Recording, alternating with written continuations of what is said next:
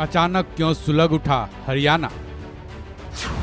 30 साल बाद नूह में हिंसा क्यों? नूह हिंसा का कौन है गुनहगार? फ्लैग मार्च की ये तस्वीरें हरियाणा के नूह जिले की हैं। भारी संख्या में नूह में पुलिस की मौजूदगी तब हुई जब वहां हिंसा की वजह से हालात बिगड़ गए। हालात इस कदर बिगड़े कि न केवल नूह बल्कि मेवात, गुड़गांव और मानेसर तक इसकी हवा पहुंच गई। सोमवार को जलाभिषेक यात्रा के दौरान दो समुदाय आमने सामने हो गए, जमकर उत्पात मचाया, जिसके बाद वहां के हालात को संभालना मुश्किल हो गया। जिसके बाद हरियाणा के गृह मंत्री तक को हालात पर काबू पाने के लिए दखल देनी पड़ी। जहां जहां हालात बिगड़ने की खबरें आई वहां वहां पुलिस बल तैनात कर दिया गया। हरियाणा के गृह मंत्री अनिल विज की माने तो अब वहां हालात काबू में हैं।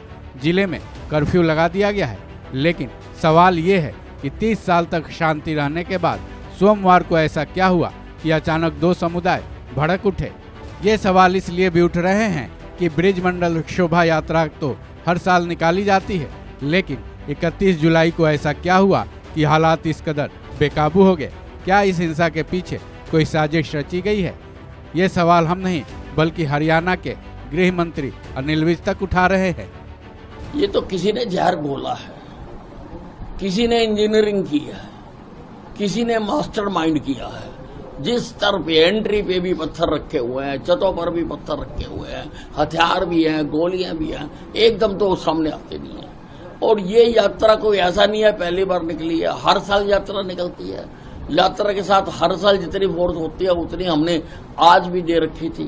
तो मैं किसी जल्दी नतीजे पर नहीं पहुंचना चाहता हूं। हम गहराई के साथ जांच करेंगे, तथ्यों सहित जांच करेंगे और एक एक उस व्यक्ति को जिसने प्रदेश की और देश की शांति को भंग करने का षड्यंत्र किया है, हम उसके खिलाफ कार्रवाई करेंगे। वाकई ये जांच का विषय है, जिसके बाद ही ये साफ हो पाएगा कि इस हिंसा के पीछे कोई साजिश है या नहीं। ये तो भविष्य की बात है, लेकिन इस हिंसा को लेकर पुलिस प्रशासन पर भी कुछ सवाल उठ रहे हैं, जो कि इस मामले में अब तक आए मीडिया रिपोर्ट्स के आधार पर है। हिंसा को अगर साजिश के तहत अंजाम दिया गया तो खुफिया तंत्र को भनक क्यों नहीं लगी?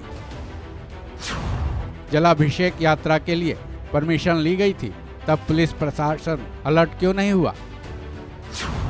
प्रशासन के दावे के मुताबिक यात्रा के दौरान 5 डीएसपी, 1 एडिशनल एसपी, 16 इंस्पेक्टर, 800 पुलिसकर्मी और 20 राइडर की तैनाती के बाद भी हालात कैसे बिगड़ गए? कहा यह जा रहा है कि उपद्रव की शुरुआत हुई तो चंद पुलिसकर्मी भाग खड़े हुए। ऐसा क्यों? तकरीबन 5 घंटे तक उपद्रव चलता रहा। उस दौरान पुलिस प्रशासन ने क्या कदम उठाए? हरियाणा के गृह मंत्री अनिल विज अगर इस हिंसा की जांच कराने की बात खुद ही कर रहे हैं तो उन्हें इन सवालों के जवाब भी ढूंढने चाहिए, क्योंकि अगर ये सारी बातें सही हैं जो मीडिया में रिपोर्ट की गई हैं, तो क्या इस हिंसा के लिए पुलिस प्रशासन को जिम्मेदार नहीं ठहराया जाना चाहिए? बहरहाल नूह हिंसा का असली गुनहगार कौन है, इसकी तलाश जरूर होनी चाहिए और जिम्मेदारों को कड़ी से कड़ी सजा देनी चाहिए, ताकि भविष्य में फिर से हालात इस कदर ना बिगड़ पाए। इस खबर में बस इतना ही।